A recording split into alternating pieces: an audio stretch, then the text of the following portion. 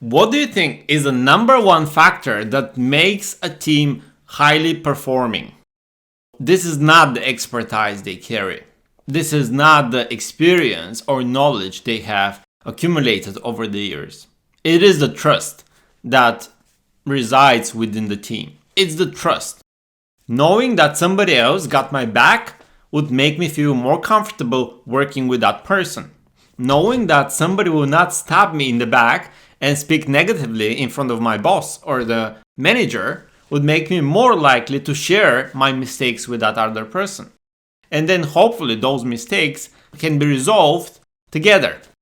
So trust is something that's very difficult to achieve. Typically, it takes a long time for trust to be present within the collaboration, within the communication with people. Ideally, managers within organizations need to have trust building activities and bonding activities that may be during the work process, but also outside of the work. We very often have managers who organize some field trips. We go out together with our teammates and we observe something, we learn something together, or we do some sort of sport activity together after work, or we bond over a beer or another type of beverage. So all of this contributes to the trust, but very often we don't have that comfort of trust being established long in advance of the team building and the team operation process. So how do we make sure that we establish trust and don't break trust? What we need to consider is that everything we say while we are part of the team and among other people is to be considered, whether this adds to trust or whether this impedes trust. You may consider trust as a jar, and every time you say you're going to do something and then deliver, you can add a coin to that jar. But every now and then, people try to convince others that they will do something which they never do.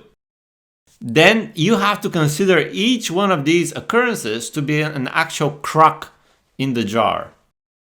And this is because people pay more attention to the negative than the positive. You may find yourself having to put many coins back in the jar before this kind of crack is jammed with those coins. And you don't want to be in such position to say that you're going to do something and make others rely on your activity, on your promise, and then not delivering it. Because they would have that expectation. Their task may be related to what you would have needed to deliver to them anyway.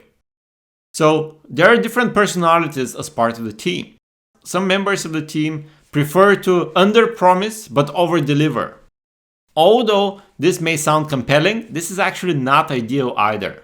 Because then you would really destroy your credibility within the team. If you under-promise, your team members may consider that you're incompetent. And you don't want to be in that situation or in such position, because if they believe you're incompetent, they will feel reluctant to share information and knowledge with you. And this information and knowledge may have helped you to even deliver better results. You may end up being isolated.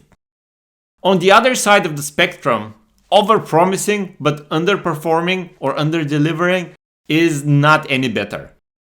This is because the team members would have high expectations of you, and then you would just end up disappointing them. So the best thing to do is to make sure that there is no gap between the say, do of what you communicate to your team members. So what's actually a gap between say and do? It's quite simple. If you say something that you don't do, then this is creating a gap. This is creating that sort of crack in that sort of jar that I was talking about. Ultimately, this is trust. You are reducing the trust levels that others hold for you. You don't want to be in such a situation, and therefore it's much better to think really carefully and commit to only these tasks or timelines or deadlines that you feel you're capable to meet. Don't get caught in the moment and in a moment of excitement, say volunteering and promising to do everything within a very short period of time. Very often, the tasks that we take may lead us to some dead ends, or maybe we can test the maximum of our abilities, and then we even need to go beyond our abilities, which will require us to learn And while we're learning, then we are slowing down the process.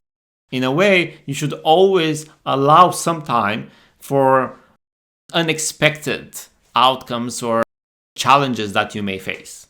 And this is going to save the trust within the organization. And hopefully, you can build trust within your team, which will make your team a high-performing one.